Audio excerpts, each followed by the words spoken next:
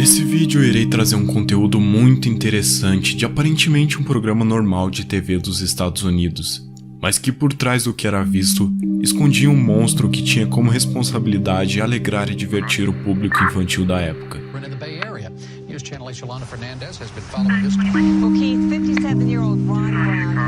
Sem arriscar, a polícia condenou o homem, sabendo que aquilo nunca seria esquecido. O diretor do programa ordenou a queima dos arquivos, se tornando assim um lost media. Um homem responsável por entreter o público infantil tinha um dos desejos mais bizarros e sombrios que eu já vi, com coisas tão sinistras que eu não poderei nem falar nesse vídeo para não ter meu canal perdido. Aqui é o JJ, bem-vindos a mais um vídeo.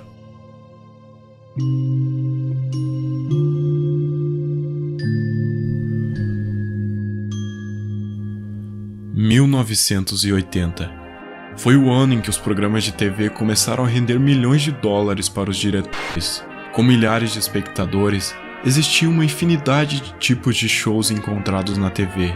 No meio de toda essa pilha, um programa que fazia sucesso na época se chamava Joy Junction, ou Junção da Alegria em português.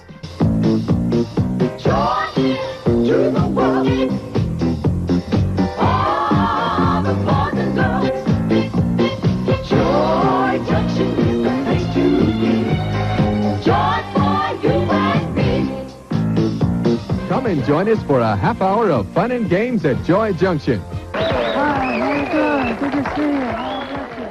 O programa tinha um tema cristão apresentado pelo anfitrião Sheriff Dan.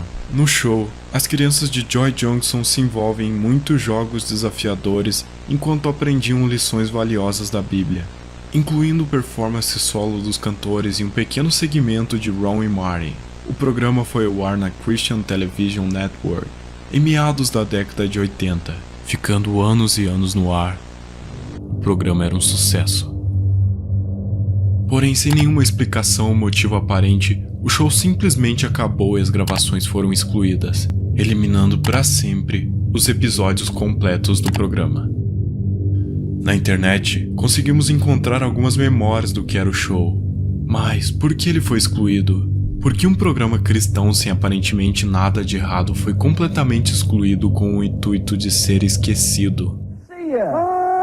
I've been waiting and waiting and waiting on you. Oh, I'm sorry I got tied up, Marty, but traffic was heavy and the stores were busy. You know how it is when you go. Bom, mais tarde as notícias saíram chocando os Estados Unidos sobre um dos apresentadores do programa.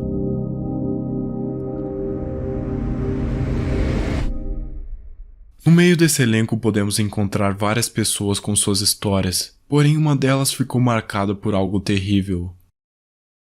Ronald Brown, como Ron e Mary. Como eu disse, todos os registros do programa foram apagados, nos restando apenas alguns trechos reupados na internet. Por isso, se torna difícil saber muitos detalhes do programa. Um dos membros do elenco da série era um ventríloco chamado Ron. Well, I did come back, didn't I? Yeah. I told you I would come back, didn't I? Yeah. Normalmente, eles conversavam rapidamente sobre qualquer que fosse o assunto do dia. Parecia servir como uma ponte entre dois segmentos do show. Com seu sucesso entre as crianças, Ronald Brown lançou sua própria empresa de marionetes na Flórida, chamada Puppets Plus, e com a chegada da internet, ele aproveitou e lançou seu site oficial, puppetsplus.com, e foi um sucesso. Na verdade, ele sempre fazia sucesso com as crianças. Ele fazia festas e comprava pizza, e as convidava para ir à sua casa. Porém, a partir de 1998, Ronald Brown recebeu várias reclamações e acusações de comportamento estranho, as quais não eram provas o suficiente para sua prisão.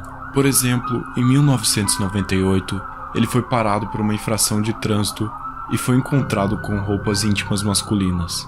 Sua desculpa foi que ele os usou para seus fantoches, e acabou sendo liberado. Outras reclamações surgiram ao longo dos anos 2000 sobre ele dando carona para crianças em sua van da igreja. Infelizmente, a polícia nunca pôde fazer muito sobre o assunto. O engraçado é que ele sempre tinha crianças envolvidas.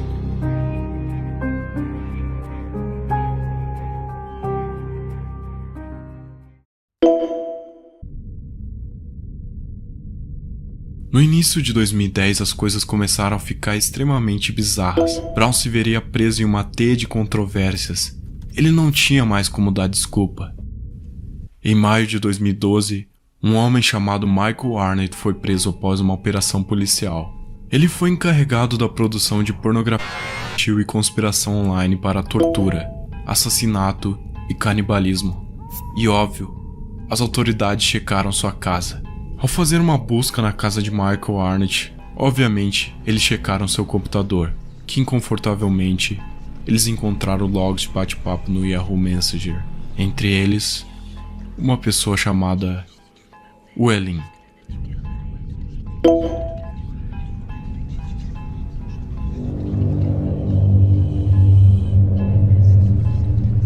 Arnett produzia esse conteúdo e distribuía para alguns usuários encontrados com o nome de CK_3666, Sweet Talker Linda e Calfkeeper 2. Você notará que o Elin era externo sobre seus desejos. Ele manifestava interesse em canibalismo, tortura, agressão sexual e tudo isso foi direcionado a crianças, mesmo tão jovem quanto 2 anos. O problema aqui, porém, é que o Elin não era apenas uma pessoa aleatória. Era Ronald Brown, em seu lado obscuro e secreto, no qual ele expressava sua fantasia por meio da internet. Tudo sobre as crianças com as quais ele se cercava diariamente. Deixe-me lembrá-lo quem era esse homem, cuja carreira inteira, toda a sua vida, foi concentrada em associar-se com crianças. Alguém que, em algum momento, esteve na televisão na frente de milhares, apresentando um programa católico. E sim, as mensagens que você está vendo são diretamente do arquivo oficial do caso. Depois de se corresponder com Yahoo.com, as autoridades conseguiram rastrear Ronald Brown e vincular seu nome de usuário a um perfil de um site de necrofilia chamado cutedeadguys.net. A tradução seria como Garotos Fofos Mortos. O perfil de Ronald se perdeu no tempo. No entanto, através de seu próprio relato de caso, podemos encontrar detalhes que o descrevem. Neste site, sua biografia dizia: "Eu amo os jovens e mortos. Eu gosto deles frescos, mas gosto de vê-los exibidos em seu caixão também. Eu gosto do menino loiro. Adoraria matá-lo. Fotos muito quentes.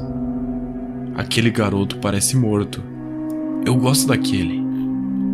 Eu adoraria matá-los." É seguro dizer que nesse momento havia mais do que o suficiente para justificar uma prisão. Em 19 de julho de 2012, essa noção finalmente se tornaria realidade. Marshals arrested a Largo man for possessing and conspiring to kidnap a child. They say he was a puppeteer who performed for children in the Bay Area.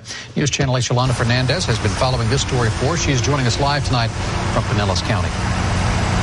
Well, Keith, 57-year-old Ron Brown is here in the Pinellas County Jail tonight. Federal investigators say it was his gruesome and very graphic online chats with the known...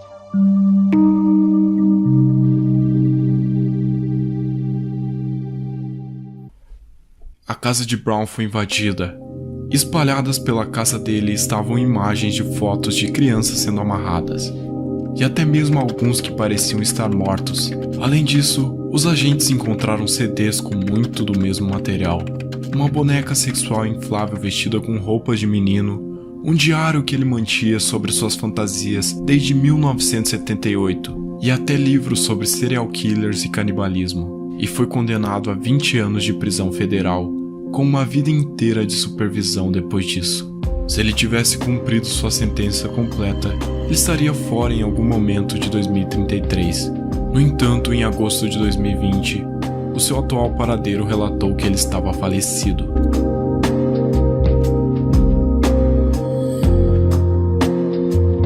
Durante toda a sua vida, Ele foi calculista e sabia o que estava fazendo. Sua carreira, os favores da avó da igreja, as festas da empresa, tudo uma fachada para algum dos desejos mais sombrios imagináveis que um homem pode ter. E eu me pergunto, quem está aí fora? Afinal, todos possuem uma fachada, e alguns com um lado sombrio que só será revelado quando algo horrível acontecer.